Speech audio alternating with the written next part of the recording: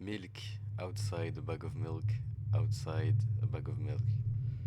Déjà, j'ai la même réaction que vous, c'est quoi ce nom de con? Mais vous fumez, monsieur. Alors, je pourrais commencer à débiter, à dire en fait, elle est en dépression, elle a de l'anxiété, elle se fait étrangler avec un câble de chargeur d'iPhone quand elle était petite, mais je vais juste vous mettre ce que j'ai eu quand j'ai lancé le jeu, je vais vous mettre dans le bain, vous inquiétez pas, faites-moi confiance, les frères.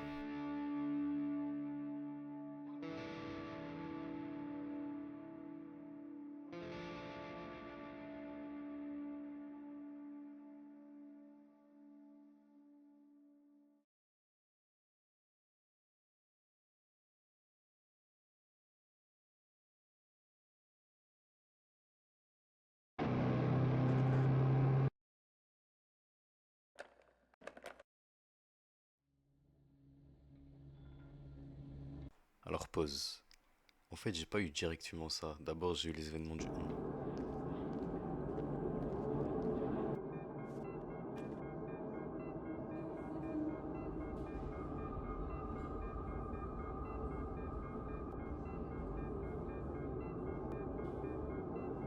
Et en gros, les événements du 1, c'est ça. Elle achète la brique de lait.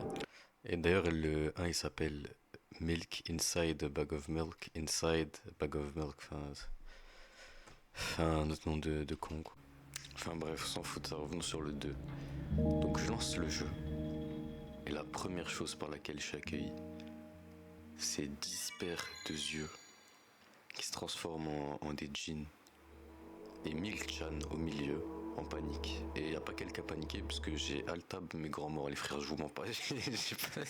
Enfin bref, dans cette première séquence, Milk-chan va se diriger vers sa chambre, tout en essayant d'ignorer les ombres autour d'elle.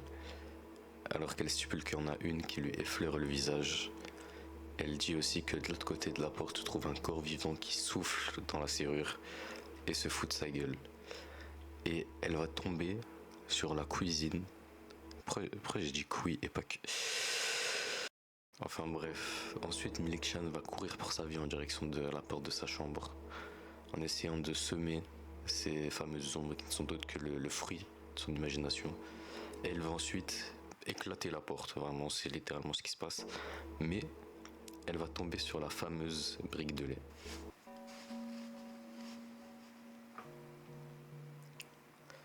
Comme je m'y attendais, il n'y avait pas de corps vivant à l'intérieur. Cependant, il y avait un sac de lait que j'avais ramené aujourd'hui, juste au milieu de la table. Il me regardait avec ses yeux sans cligner. Je le fixe en retour, rien ne se passe. Cependant, à quoi m'attendais-je? La gratitude? Ai-je fait quelque chose qui le mérite? Un sac de lait s'en fout qu'il soit sur une étagère ou dans la cuisine de ma mère.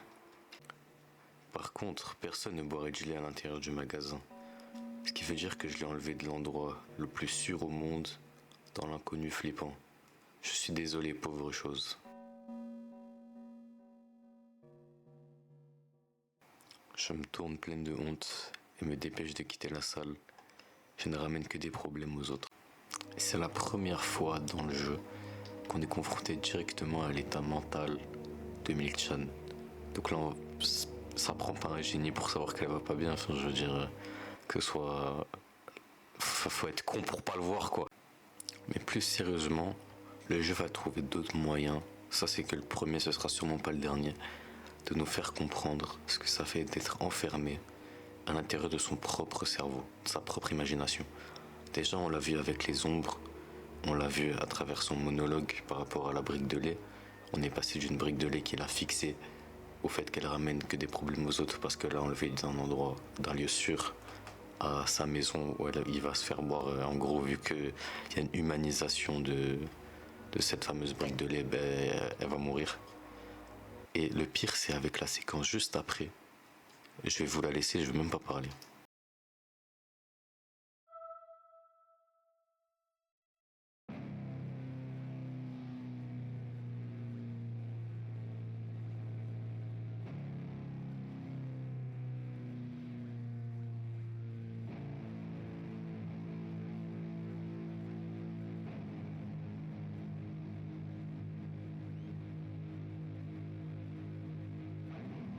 Dans cette séquence, Milk-chan va rencontrer cette créature qui va la sniffer comme un chien enragé avant de l'agripper, de mettre sa griffe dans son bras et d'injecter son venin.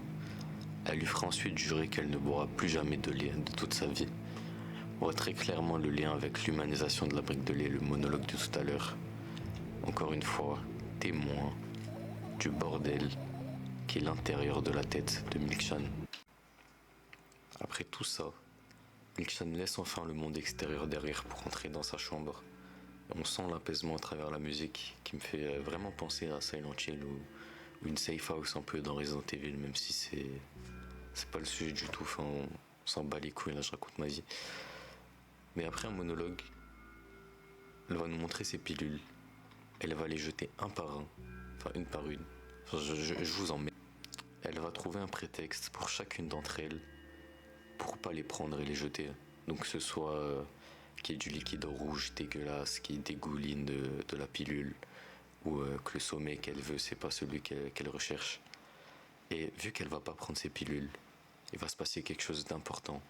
Parce qu'on va plus être spectateur mais acteur. Vu qu'on va contrôler la voix dans sa tête. Alors au début j'étais perplexe de qui on incarnait. Je savais que j'étais dans sa tête, que j'étais son imagination, un peu son bourreau. Donc je pensais que j'étais sa dépression. Mais vu qu'on peut vouloir son bien à travers les dialogues, je pense qu'on va reprendre juste son état mental. Et d'ailleurs cette partie-là qu'on voit à l'écran, elle va dire qu'elle n'a plus besoin de nous et qu'elle se sent bien. Et qu'on peut juste regarder à quel point on est inutile. Ce à quoi on répondra plus tard. Peu importe, contrairement à toi, j'oublierai jamais la petite fille pathétique que tu as été pendant le moment. Elle chiale et chiale tout le temps. Donc après, il y aura un rapport de force qui va s'instaurer entre Milkshan et son mental, donc nous. Donc elle va prendre la confiance, elle va avoir un boost d'ego, elle va dire ouais maintenant poto c'est moi je prends les décisions, c'est moi la girl boss. Rapport de force qu'elle va perdre, elle va en être dévastée. Et il y aura une option d'ailleurs, puisque en tant que joueur on se sent mal, forcément c'est notre faute, c'est nous le mental de Milkshan, c'est nous qui l'avons mis dans le mal. Donc on va s'excuser de t'arrêter un bâtard en gros, soit quoi elle répondra, c'est pas ta faute, c'est jamais ta faute. Donc là c'est la première fois qu'on a été non seulement témoin du mal-être de Milkshan, mais d'autant plus acteur. Alors pour être complètement honnête avec vous, dans cette vidéo j'ai vraiment survolé le jeu. Parce que le but c'est que vous jouez au jeu, c'est que vous ayez cette expérience, c'est que vous voyez par vous-même. Donc je vais vous raconter le main event et je vais m'arrêter là. Donc Milkshan organise ses pensées et c'est tellement un bordel qu'elle les matérialise et les transforme en libellules. Et quand elle pètera un câble parce qu'elle en pourra plus, elles vont s'éparpiller dans sa chambre et le jeu se transformera en point and click où vous pourrez interagir avec chaque objet de sa chambre. Chaque objet révélant un trauma de Milkshan et vous comprendrez un peu mieux le lore. Alors il y a un total de 5 fins, donc il y en a une qu'on obtient par défaut.